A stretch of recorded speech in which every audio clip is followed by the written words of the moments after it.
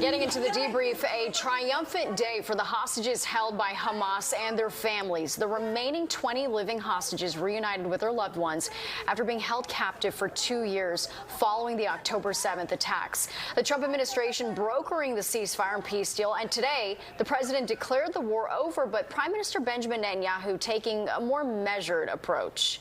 Here at home, the Jewish community is celebrating the monumental accomplishment in this long-standing war in Gaza. And Fox 5's Sharon Crowley is live outside of Temple Emmanuel on the Upper East Side. Sharon, let's start off with this one. Just tell us more about President Trump's 20-point plan for peace and what happened today.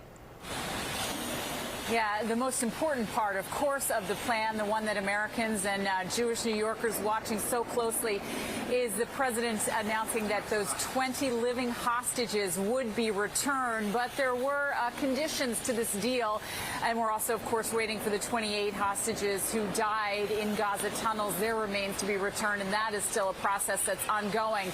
But in exchange for that, it meant that more than 200 Palestinian prisoners being held in Israel released, and some of those prisoners wanted for terrorism were also released today. All those so that Israel would stand down and stop bombing Gaza, and much needed humanitarian aid could get in, and thousands of Gazans could return to their homeland, which in so many areas like Gaza City has been completely decimated. Now we're moving to the next phase of this, and that's what becomes very fragile. You know, what will happen next? Everyone is still wondering. How will Gaza be governed, and how will they keep down Hamas or another insurgent group like that? And a lot of talk was made about meetings in the last couple of days between Jared Kushner and Steve Witkoff and Hamas, and also the pressure put on Arab leaders by the Trump administration to really pressure Hamas to accept this deal. And of course, President Trump pressuring Israeli Prime Minister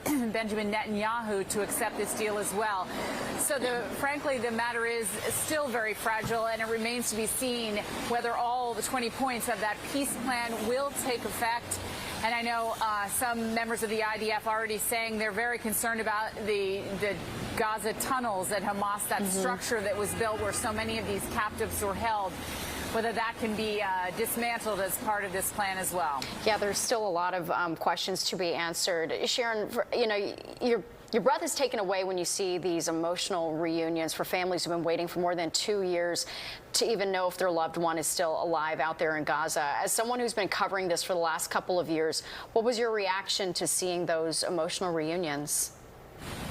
Well, my reaction is I really couldn't sleep last night. I got up at 3 a.m., which is when this was happening in real time, and continued to watch it through the night because I held out hope that it would happen. But like so many other people, I was worried that it would not happen. So it's with great joy to be able to see those hostages come back. I know we've all interviewed the parents. The Nutras live in Long Island, and sadly their son did not make it out. They're still waiting for his remains to be brought back.